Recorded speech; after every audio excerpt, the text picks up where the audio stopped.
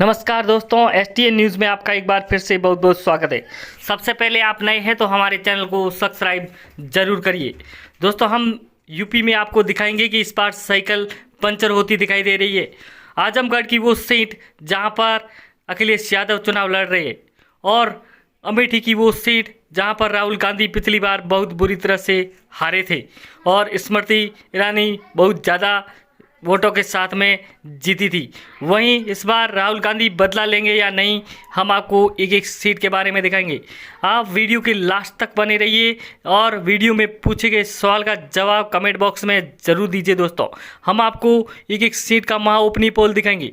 ABP news और फलोदी सट्टा बाजार के अनुसार यहाँ पर बीजेपी को 300 प्लस सीटें मिलती हुई दिखाई दे रही है। बीजेपी में यहाँ पर बाबा जी इस बार फिर मुख्यमंत्री बनते हुए दिखाई देंगे।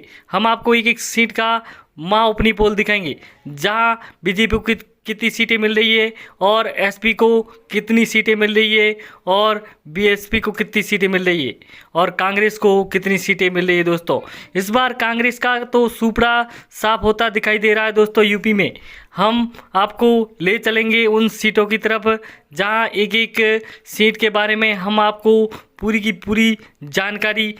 अयोध्या, ये राम मंदिर से जुड़ी हुई, हिंदुत्व के बारे में भी जुड़ी हुई सीट है। यहाँ पर 5 सीटें हैं, 5 में से 5 ही बीजेपी के खाते में जाती दिख रही है। बाकी को 0-0 सीट मिलती दिखाई दे रही। दोस्तों, उसके बाद में ले चलते हैं आपको संभल में 4 सीटें हैं, 4 में से 1 बीजेपी और 3 एसपी और बाकी को 0-0 सीट मिलती दिखाई दे रही है। दोस्तों, उसके बाद में आपको ले चलते हैं बरेली में 9 सीटें, 9 में से 4 बीजेपी, 2 एसपी, 2 बीएसपी और 1 कांग्रेस को सीट मिल रही है। दोस्तों, उसके बाद में आपको ले चलते हैं अंबेडकर में 5 सीटें हैं, 5 में से 3 बीजेपी, 2 एसपी और बाकी को 0-0 सीट मिल रही है।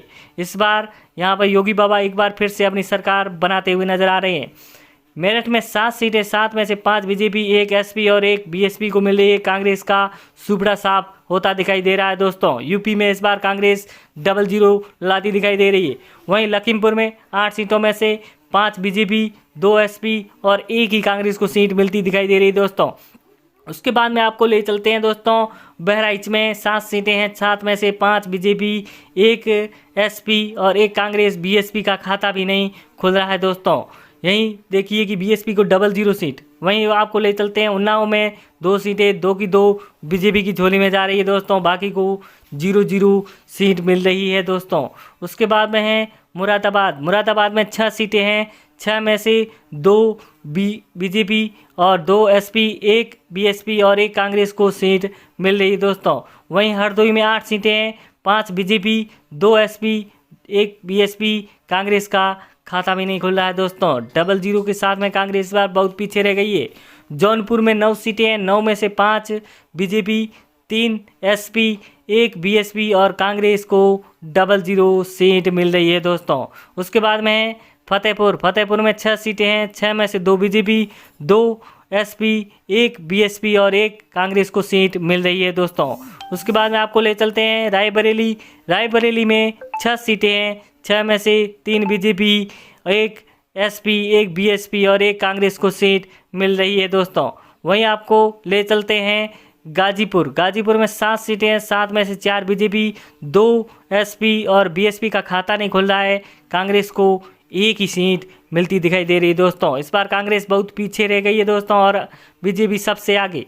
कुशीनगर में 7 सीटें हैं, 7 में से 5 बीजेपी, 1 एसपी और 1 बीएसपी और कांग्रेस को 0-0 सीट मिलती दिखाई दे रही है। दोस्तों, उसके बाद में है सुल्तानपुर में 5 सीटें हैं, 5 में से 3 यहाँ पर एसपी को और 2 बीजेपी को सीट मिलती दिखाई दे रही है, क्योंकि ये मुस्लिम नगर है इसलिए।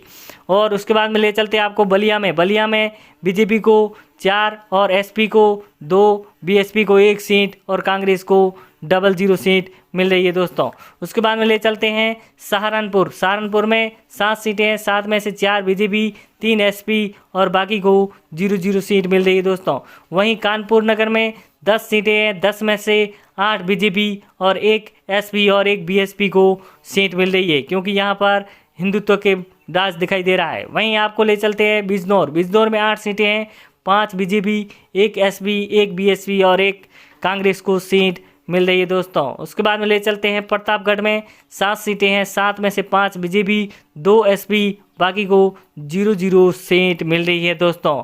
यहाँ पर कांग्रेस बहुत पीछे। उसके बाद में ले चलते हैं लखनऊ। लखनऊ में 9 सीटें हैं, 9 में से 6 बीजेपी, 2 एसपी और 1 ही कांग्रेस को सीट मिल रही है, बीएसपी को 0-0 सीट मिल रही है दोस्तों।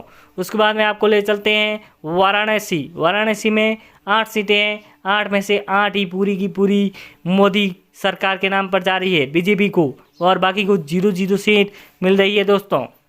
उसके बाद में है बाराबंकी। बाराबंकी में 6 सीटें हैं, 6 में से 4 बीजेपी, 2 एसपी और बीएसपी और कांग्रेस को 0-0 सीट मिल रही है दोस्तों। उसके बाद में है सीतापुर। सीतापुर में 9 सीटें हैं, 9 में से 8 बीजेपी और 1 एसपी, बाकी को 0-0 सीट मिल रही है दोस्तों। उसके बाद में आपको ले चलते हैं अगला औरैया। औरैया में 3 सीटें हैं, 3 की 3 बीजेपी को ही मिल रही है दोस्तों, बाकी को 0-0 सीट। इस बार अखिलेश जी बहुत बुरी तरह से हारते दिखाई दे रहे हैं। वहीं आपको एटा की 4 सीटों के बारे में दिखाते हैं, 2 बीजेपी और 2 अखिलेश यादव को, और मायावती को 0 और कांग्रेस को 0-0 सीट मिल रही है दोस्तों।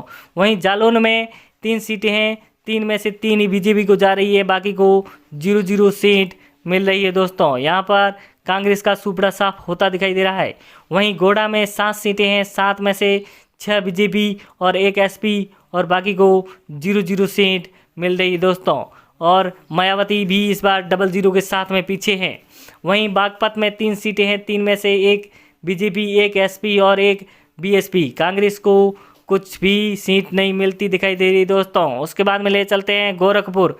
ये मोदी का गढ़ है, यहाँ पर 9 सीटें हैं, 9 की 9 योगी को मिल रही है, बीजेपी को 9 सीटें, बाकी को 0-0 सीट मिल रही है। उसके बाद में है आजमगढ़। यहाँ पर योगी पीछे रह रही है क्योंकि यह अखिलेश यादव का गढ़ है। यहाँ पर 9 सीटें अखिलेश यादव को मिल रही है, 1 सीट बीजेपी को और बाकी को 0-0 सीट मिल रही है दोस्तों। प्रयागराज में 12 सीटों में से 11 सीटें बीजेपी और 1 एसपी, बाकी को 0-0 सीट मिल रही है दोस्तों। हमसे जुड़े रहिए, हम आपको एक एक सीट का विश्लेषण दिखाते रहेंगे दोस्तों। धन्यवाद।